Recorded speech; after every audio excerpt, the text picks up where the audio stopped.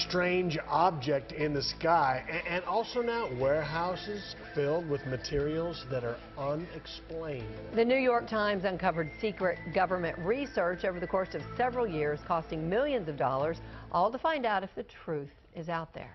Fox Sports' Richard Ray live tonight with details on the research and whether a famous local sighting was all part of it. Rich. Yeah, hi guys. One of the most famous stories ever about UFOs occurred here in North Texas almost 10 years ago, January 8, 2008, and a man who led an investigation into it said he did talk to two Department of Defense officials at least who could well have been part of that secret program. There's a whole fleet of them. What's on the ASA? This is video of an object being chased by two Navy jets near San Diego in 2004. Well, if there's look at that thing. It's rotating. Released by the Pentagon after the New York Times blew cover on a $22 million program that investigated the possible existence of UFOs from 2007 to 2012. And one case they quite possibly looked into happened January 8, 2008, over Stephenville, Texas. Here I saw what appeared to be maybe two jets coming from that direction, and I don't know if they were chasing this thing. The story got international attention because hundreds of credible people reported seeing it, including Erath County Constable Leroy Gayton. I just saw some strange lights traveling at a high rate of speed, doing some things that I've never seen anything before in my life. A group of UFO enthusiasts called MUFON organized an event for eyewitnesses to come forward, and dozens did.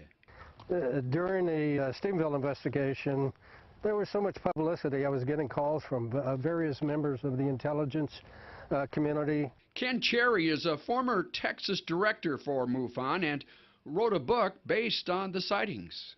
Hundreds of people from about a 5-county area reported seeing this enormous UFO, which was 1 mile long and 1/4 mile wide. Cherry is a true believer that aliens have been visiting our planet. And he also believes what people saw over Texas in 2008 were government-owned aircraft developed from crashed alien vehicles. Very many of the sightings that the public sees are actually back-engineered craft that are owned by our government, yes. Cherry also believes the latest disclosure is part of a long-range plan by the Pentagon to drop some of the secrecy about UFOs. I'm very much encouraged that we will see disclosure in the near future.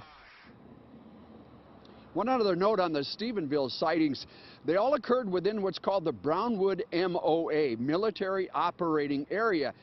And the first report got a denial from the Air Force that there were any aircraft in the area at all in that MOA. But when credible people kept coming forward, city officials and police officers, they put out a press release about a week later admitting there were, in fact, 10 F-16 fighter jets training in that area on January 8, 2008.